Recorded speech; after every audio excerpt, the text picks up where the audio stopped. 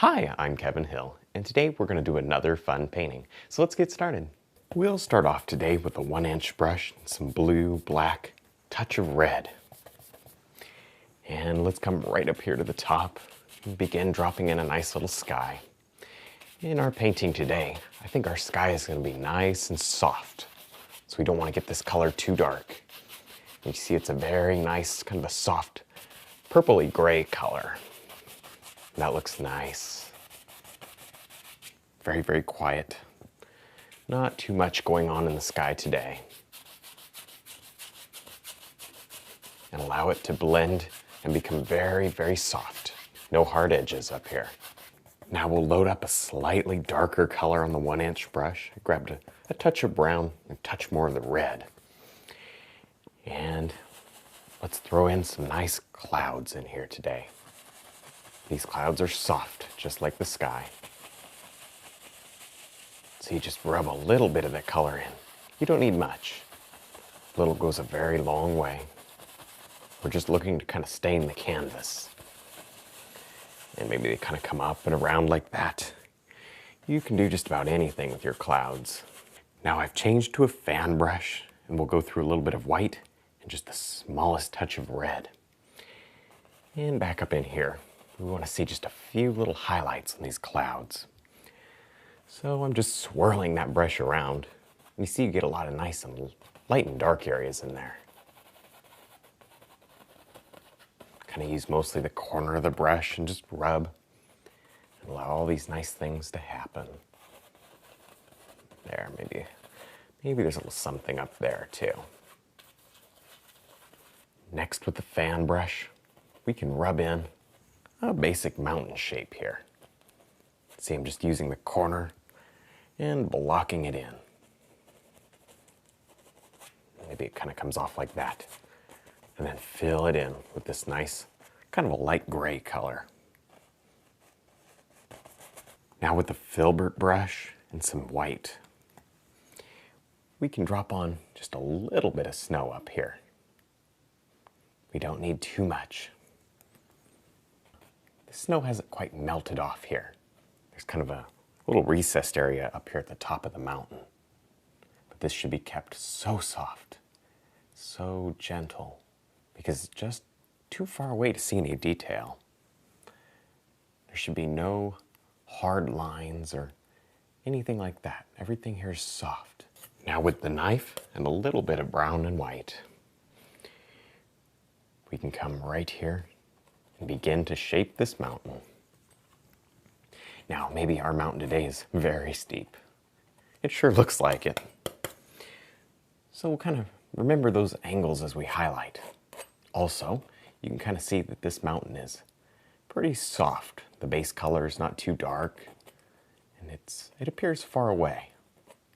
So let's keep that going. So try not to get this texture too big. Pretty small. And pretty soft. Now I just stepped back for a second and I noticed that I need a little bit more light up in that area. So again, cut off a little roll of paint right out there on the edge. And my light's kind of coming across like this, so I know it's going to be right here. Some sunlight on the top. See, as it goes far away, you just kind of rub it and you get the tiniest indication there, and that's enough. Don't need too much. I'm going a little bit slower so you can see exactly how the knife is working. Being careful. I'm not pressing too hard here because now that's 2 or 3 layers of paint that's built up on there. Now I'll load up a nice light blue-gray color on a fan brush and chisel it evenly on both sides. And back here, we can begin doing just the tiniest indication of some trees. Now these trees are not that big, we'll cut them off right about there. I'm just worried about the top. We can cover the bottom with more trees. These are so soft and so far away. And they help to kind of come forward in the painting. We're going to start working on some things that get a little bit closer to us. Now, before we go too far, maybe we want to have just the tiniest little indication maybe a little bit of water back here. But they're so very, very far away that we really see almost no detail. That's enough. Just some color, maybe a touch of a white highlight here and there. Now, as you can see, I've done a little basic sketch here. I just took the filbert brush and because we're gonna have kind of a complicated composition going on here in the foreground. So maybe these are like grassy areas, and this is a deep, kind of a valley area. So a quick basic sketch is really worthwhile. Now I'm taking a little bit of the green and touch of black to do a nice underpainting here. Just scrub it in with the filbert. This grass is pretty far away. We don't need too much texture here.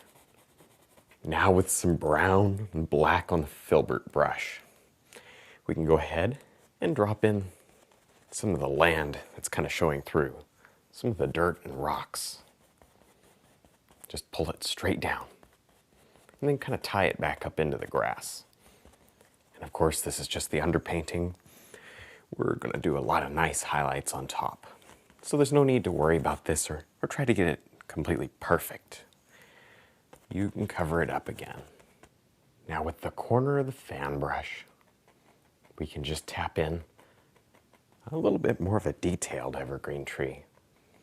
Just use the corner of the brush and tap. See, that one's pretty big. It stops right about there. And we can also kind of scrub in a few little bushes down here at the base. Next, we'll tap a fan brush through some yellow, a touch of green, and white. And way back here, let's begin tapping on just a little bit of grass. The highlights to the grass. We really don't need too much, just a little. And these should be kept soft. There's plenty of time to do some nice big stuff in the foreground.